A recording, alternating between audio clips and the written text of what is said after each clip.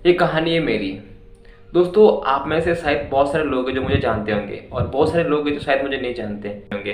लेकिन मैं आज आपको शेयर करने वाला हूँ मेरी स्पोर्ट्स की जर्नी के बारे में। मैंने स्पोर्ट्स कब शुरू किया था, मैंने स्पोर्ट्स कैसे शुरू किया था और मैंने कौन कौन से अचीवमेंट किए। आज वो सारी बातें मैं आपके साथ शेयर करने वाला हूँ। दोस्तों, मुझे आशा है कि कुछ ना कुछ तो मोटिवेशनल जरूरी मिलेगा। तो मेरी कहानी शुरू होती है कुछ इस प्रकार। दोस्तों, मेरा नाम सिरवी और मेरा जन्म 13 मई 1999 को राजस्थान राज्य के पाली जिले में हुआ। मेरे पापा जो फार्मर है और पापा ने ज़्यादा पढ़ाई लिखाई नहीं की, इसलिए वो खेती के अंदर ही काम करते हैं। और खेती के अंदर काम करते पापा ने ज़्यादा पढ़ाई लिखाई नहीं की, पापा को दूसरा कुछ काम नहीं आता, तो घर के हालात है जो हमेशा से ख़राब रहे हैं। और मेरी मम्मी नहीं है। जब मैं 2 साल का था तब मेरी मम्मी मुझे छोड़ के जा चुकी है। तो मेरी जो घर की सारी जिम्मेदारी है वो मेरे पापा के ऊपर ही है। मैंने जो अपनी पढ़ाई है कक्षा 1 से लेकर कक्षा 10वीं तक अपने गाँव की गवर्नमेंट स्कूल के अंदर ही की है, जो हिंदी मीडियम की स्कूल है उसके अंदर ही मैंने अपनी पढ़ाई किया।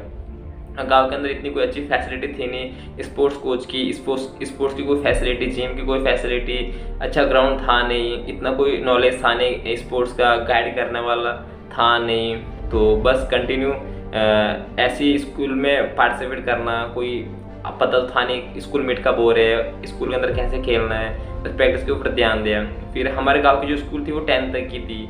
और जब मैं 2017 के अंदर 10th में पढ़ रहा था तो मेरे गांव के अंदर वो 12th की व्यवस्था नहीं थी। तो मैंने फिर वहाँ से अपना एडमिशन किसी दूसरे स्कूल में करवा दिया जो मेरे गांव से दूर है, 10-12 किलोमीटर सिटी है। वहाँ पर मैंने अपना एडमिशन करवा दिया। तो फिर मैंने 11th वहाँ से की और 12th भी वहाँ से की।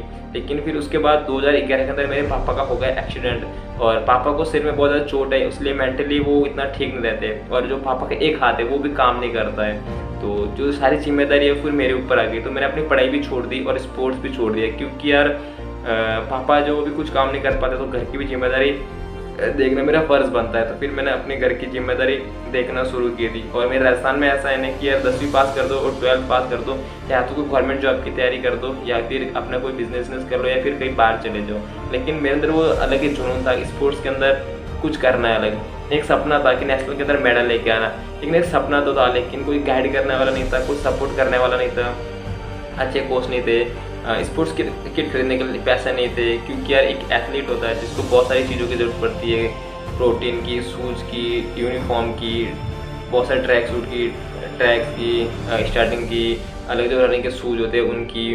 तो मेरे पास इतने कोई पैसे ऐसे थे नहीं कि यार मैं अच्छी क्वालिटी के शूज़ खरीद सकूँ, डाइट खरीद सकूँ या फिर कोई अच्छी एकेडमी के अंदर जाकर ट्रेनिंग कर सकूँ। तो मेरा ड्रीम था कि यार मुझे नेशनल के अंदर मेडल लेके आना है, और उसके साथ मुझे इंडिया टीम के लिए खेलना है, इंडिया के लिए खेलना है ओलंपिक्स के अंदर। लेकिन जब पापा का एक्सीडेंट हो गया, फिर 2020 के अंदर मेरे पापा को हार्ट अटैक आ गया, तो मेरे सारे ड्रीम वो भी टूट गए। क्योंकि एक घर की जिम्मेदारी होती है ना, वो भी देखना बहुत ज़रूरी होता है। तो फिर उसके बाद मैं 2017 के अंदर सबसे पहला जो इवेंट होता है वो खेला अपने स्कूल के अंदर।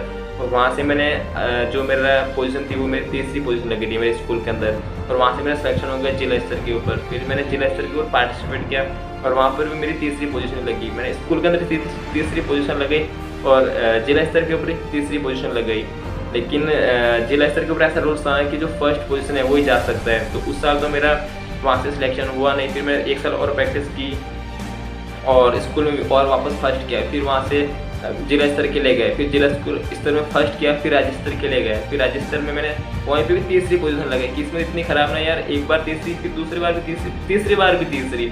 तो फिर और मैंने 3-4 महीने प्रैक्टिस की। फिर वापस स्टेट मीट हुए, फिर स्टेट में मैंने पार्टिसिपेट किया, वहाँ पर मेरी फर्स्ट पोजीशन लगी। फिर वहाँ से मैं नेशनल खेलने के लिए गया। फिर जो नेशनल हुआ था यहाँ पे अलवर के अंदर, अलवर नीमराना के अंदर हुआ था, फिर मैं वहाँ पे खेलने गया था। लेकिन अच्छी क्वालिटी के शूज़ रहने के लिए इतने कोई पैसे थे नहीं, डाइट के पैसे थे नहीं, अच्छी यूनिफॉर्म के पैसे थे नहीं। तो भी जैसे तैसे करके नेशनल खेलने के लिए गया था।